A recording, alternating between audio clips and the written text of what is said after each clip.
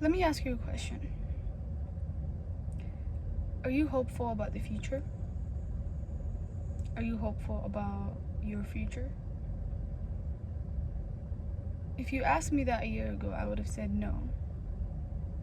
Why should I be hopeful about my future or the future when the world is going to shit? When each day everything is getting worse, each week everything is getting worse, there's more information coming out. Why should I be hopeful when we live in dystopian? But today, for the first time, and not for the first time in a long time, but for the first time, I think I can confidently say that I feel hopeful about my future. I don't think things are gonna get better in terms of the world. I think they have to get worse and worse before things get better, before we even see the light. This dystopian that we live in has to get worse and worse and worse, and it will get worse and worse and worse. Even with the files coming out and everything, even with this whole Epstein situation, these horrible, horrific things that are coming out, that is just a distraction from bigger, more horrifying things to come.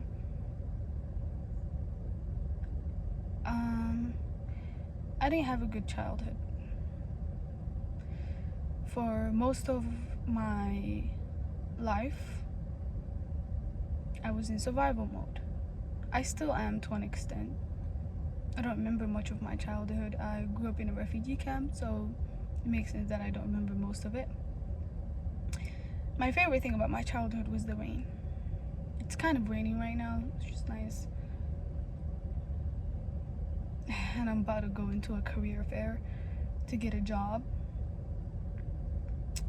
I have so many videos that I need to make, that I want to make.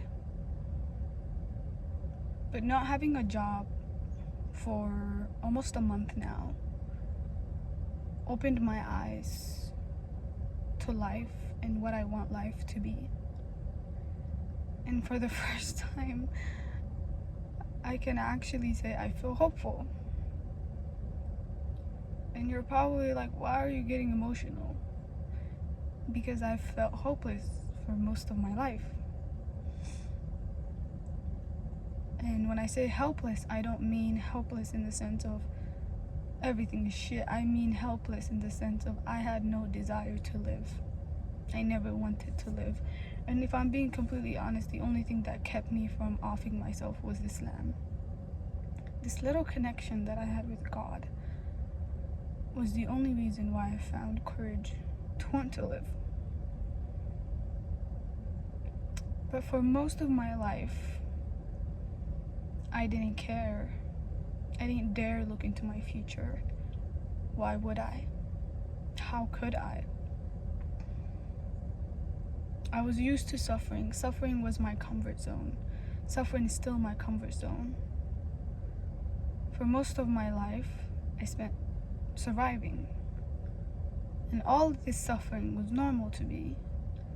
When I tell people and laugh about it, they say, how?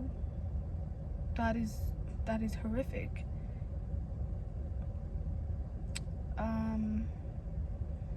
Emotional abuse, physical abuse, mental abuse. Trigger warning to everybody, very sensitive topics, so if you don't feel like watching this video, it's okay. I understand.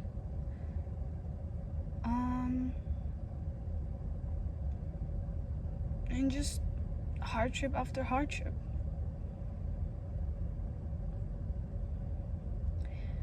I would ask Allah all the time, Ya Allah, please take my soul. And I know what you're thinking. How could you do that? You're not supposed to do that. But I was at a very emotional point in my life. And I didn't have the desire to live. I didn't want to live. I didn't see hope in the future. And I didn't want better for myself. In fact, I felt guilty. How could I want better for myself? This is what I deserve. This is my life. This has always been my life. But at the age of 21, I'm finally realizing that my life doesn't always have to be this miserable. And I don't have to keep putting up with this.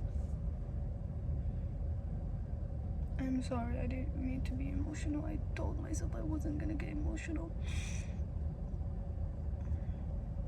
But that's what I mean when I say for the first time,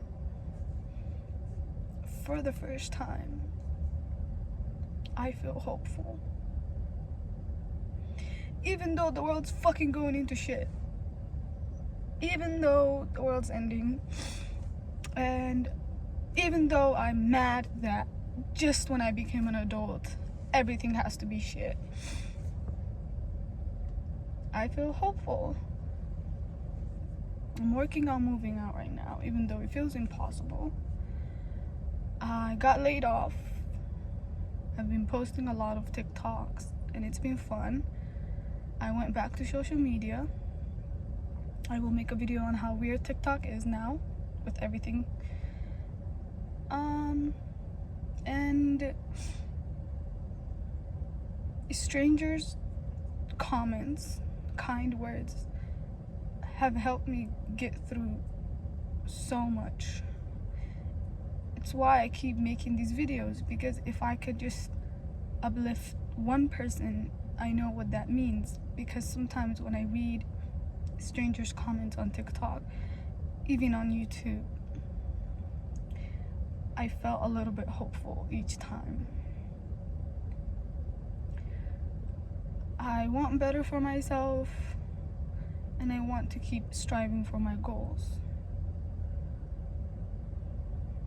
I know they're doable, even though I've been made to feel like they're not.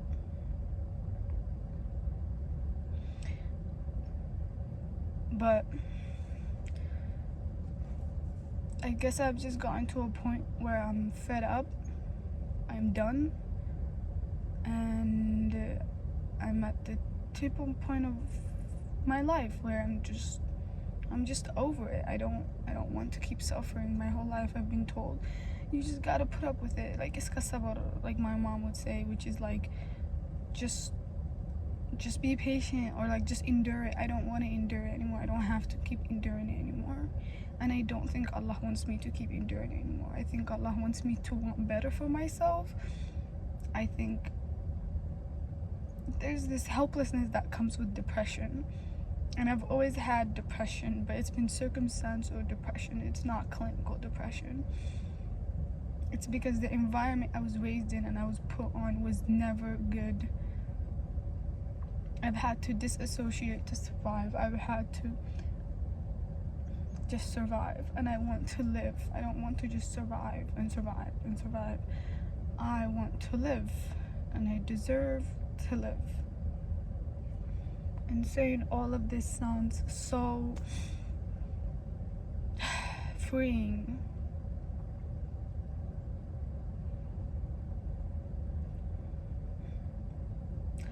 That's why I wanted to make this video. Because I'm learning that you have to want better for yourself if you want to live a better life. I should probably blow my nose.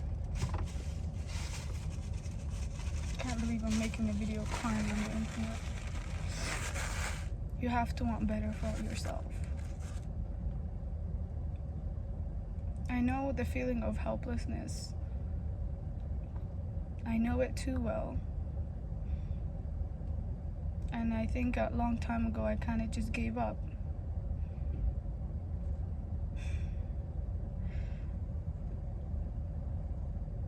When you go through so much in your life, when you don't ever catch a break, when almost everybody around you wants to see you fail, wants to see you miserable, wants to hurt you, is hurting you,